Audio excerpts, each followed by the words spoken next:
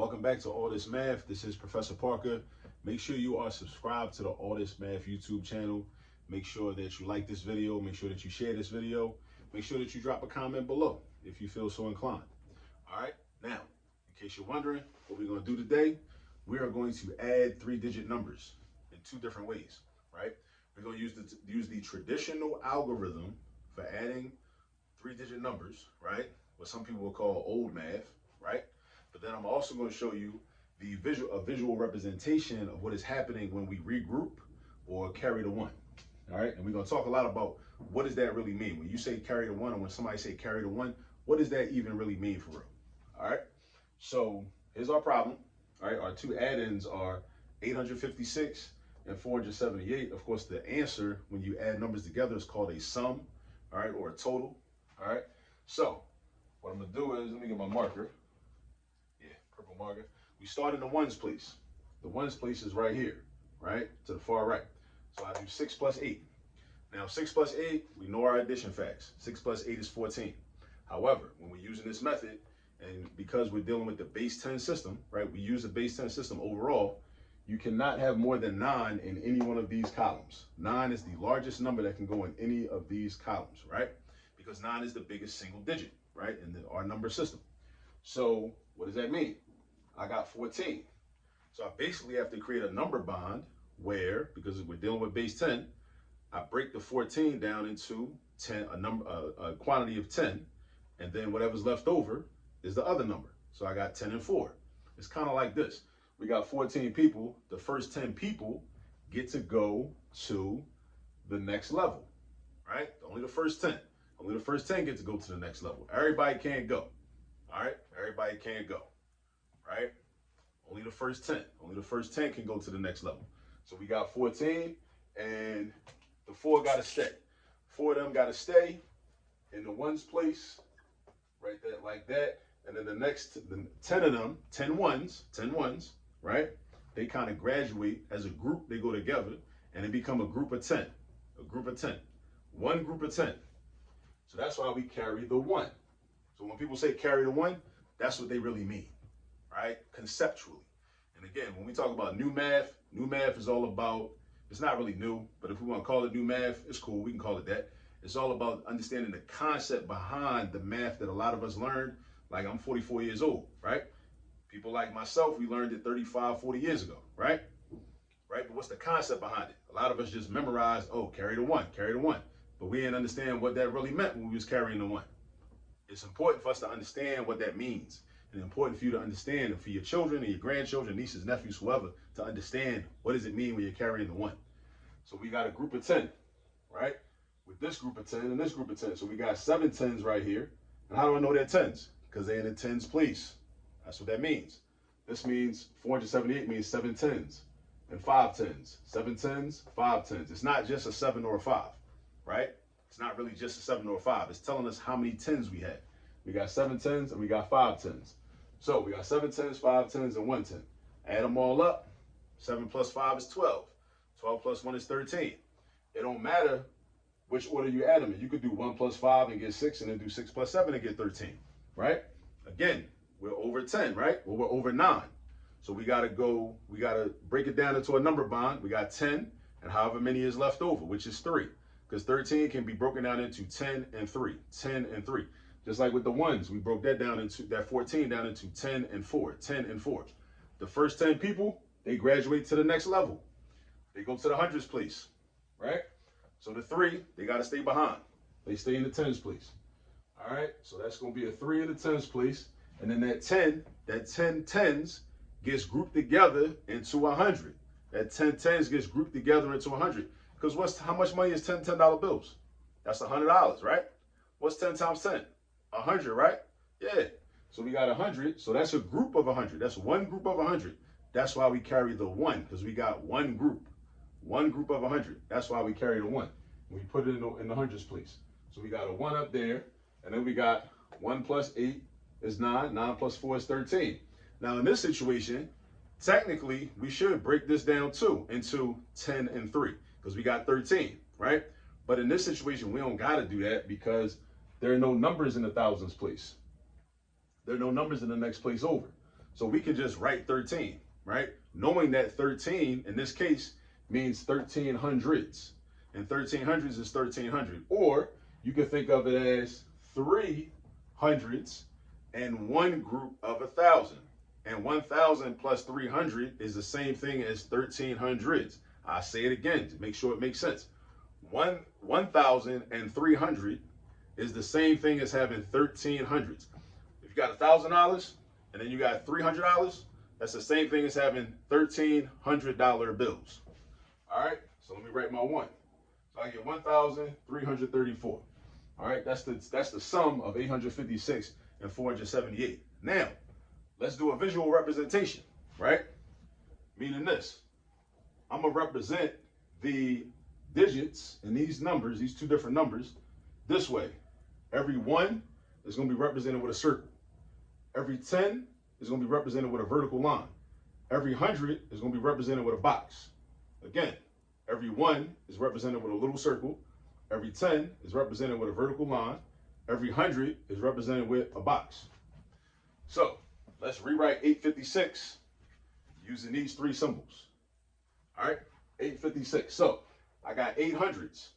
That means I need to draw 8 boxes. So I'm gonna do this.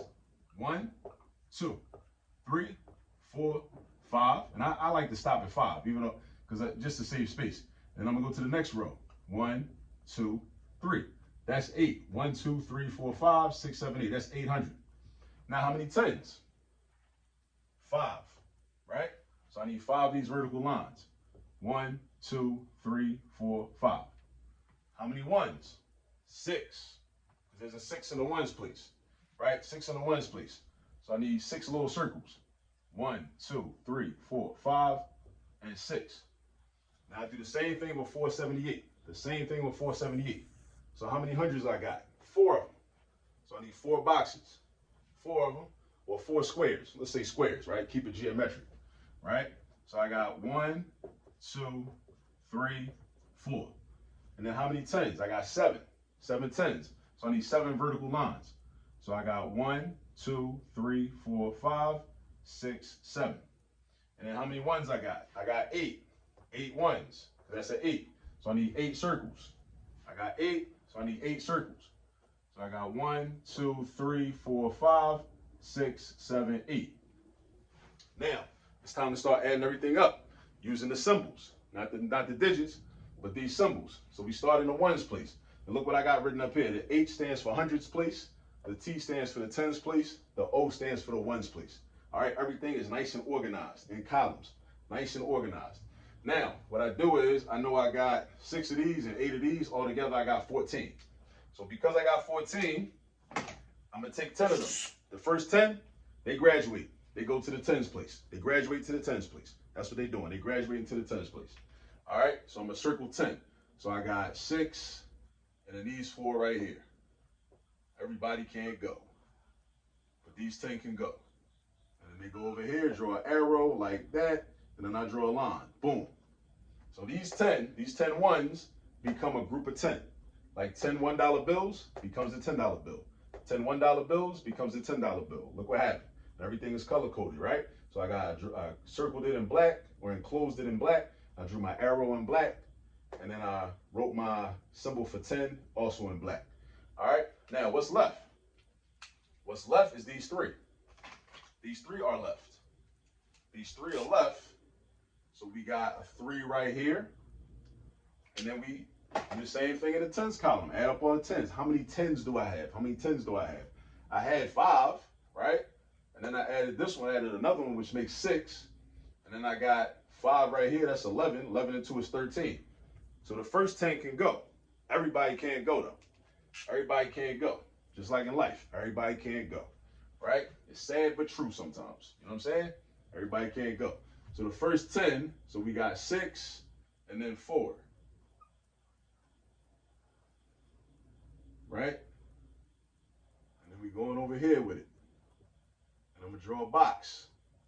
That don't look like a box. I'm going to draw a square. So, because 10 10s makes 100. Because 10 times 10 equals 100. If you wanted to add these, since multiplication is just repeated addition, 10 plus 10 is 20, plus 10 is 30. 40, 50, 60, 70, 80, 90, 100. That equates to 1 squared. All right? So now, who's left? These three guys. These 3 tens. So we got 3 tens right there. Right? Oh, wait a minute. Looks like I made a mistake, because that's a 4. Why is this a 3? I counted wrong. I forgot about this guy right here. 1, 2, 3, plus 1 is 4. Yeah. See? Even the teacher makes mistakes sometimes. It's cool, right? Just correct your mistake, keep it moving. All right, so we got 4, 1, 2, 3, 4. But see, let me address that for a minute. Let me talk about that for a minute. That's why it's a good thing sometimes to do a problem in multiple ways. Because I had already did this problem in this method, I knew that I should have a 4 in my ones place. So then that way I'm looking at my work. I'm comparing my work like, oh, something ain't right. Either I made a mistake over here or I made a mistake over here. And I'm like, I know this is right, or I'm very confident that this is right. So I must have made a mistake over here. I remember just looking at these 3 and being like, oh, okay, let me put the 3. I left out this guy right here. But that's why I was enabled to do that, because I was able to compare my work, right? I was able to compare my work. All right, so now we go here and we count up all our hundreds. So we got 1, 2, 3, 4, 5, 6, 7, 8, 9, 10, 11, 12, 13. All right, 13, but there's no thousands place, or at least there are no numbers in the thousands place. So because there are no numbers in the thousands place, we don't got to regroup. We don't got to carry the 1, right? We could just write the 3, because normally this is what would happen. We would circle the first 10. 1, 2, 3, 4, 5, 6, 7, 8. And then actually this would be, okay, so this is like 9 actually. Right? That's 10, right? Because that's 8 plus 1 is 9 plus 1 is 10, right? So there would be 3 left. And these 10 would go to the thousands place, right? These 10 would go to the thousands place. So that'd be like this, right? 100. So that'd be the thousands place. These 3 can't go. They can't go to the thousands place. Only the first 10 can go. So these will go over here. And then we'd have to come up with another symbol. Another symbol for the thousands. I don't know, maybe it'd be like this. Maybe it'd be like a 3D cube. Yeah, something like that. And then that means we got 1,000. Right? So that would come down, boom, extend that, that comes down, that's 1.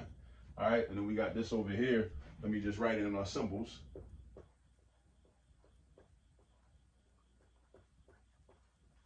So we got a 3D cube. A 3D cube represents 1,000. So then that would be that. But that's technically what it is, but you don't got to do all that. You can just write 13. So when you run out of places, right, the hundreds place is technically the last place in these 2 numbers, right? That's the biggest place in these 2 numbers, the hundreds place. So when that happens, you don't got to carry. You can just write the total sum of all of the hundreds that you have. All right? Even though it's going to be 1,300 anyway, right? So again, we did this problem in 2 different ways, right? The first way, traditional algorithm, the old math, we got 1,334. Cool. And then what I did was we used the symbols to show what's happening. Because some people, they benefit from just being able to see the pictures, you know? Just like, you know, with social media, like some people like Instagram because you see pics. They like TikTok because you see videos, right? Pictures and videos are like, you know, like people say, a picture's worth 1,000 words, right? So it's good with math to represent it and, you know, with shapes and diagrams and pictures and things of that nature. All right. So again, make sure you understand this, go get some practice, and I'll see y'all on the next video. And shout out to this brother, Thomas Sankara. If you're not familiar with Thomas Sankara, get familiar. Go look the brother up. Revolutionary, Pan-Africanist, anti-colonial struggler from West Africa, a country called Burkina Faso. Assassinated by the French in 1987 for the good work he was doing for the people that really would have benefited black people all over the world. But look that brother up. Make sure you learn about him. See you on the next video.